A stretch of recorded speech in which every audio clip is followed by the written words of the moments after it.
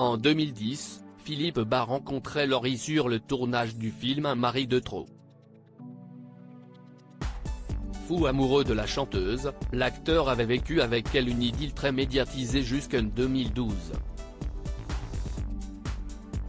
Une histoire qui est depuis restée gravée dans le cœur du comédien et qu'il a évoqué lors d'une récente interview pour le site Télépro: quand tu es avec quelqu'un qui a une notoriété comme la tienne ou équivalente, ou plus, forcément, ça va se savoir, parce que si est grotesque de pas le montrer quand tu vas quelque part avec la personne.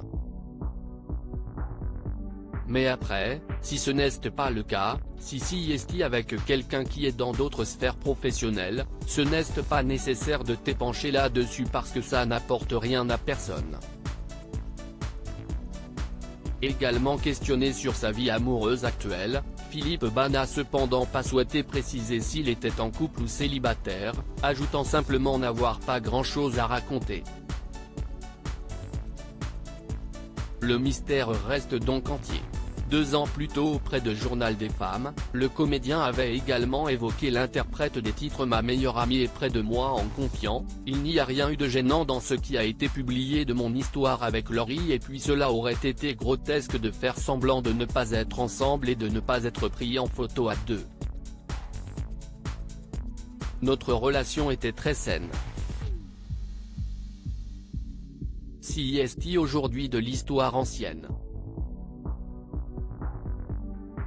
De son côté, Laurie Pestet avait été interviewée à propos de Philippe Bas peu de temps après leur rencontre par le magazine Télé 7 jours.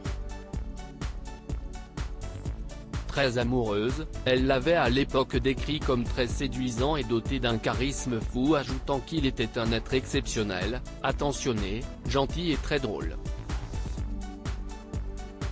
Un homme qui semble donc avoir aussi beaucoup marqué la jeune femme.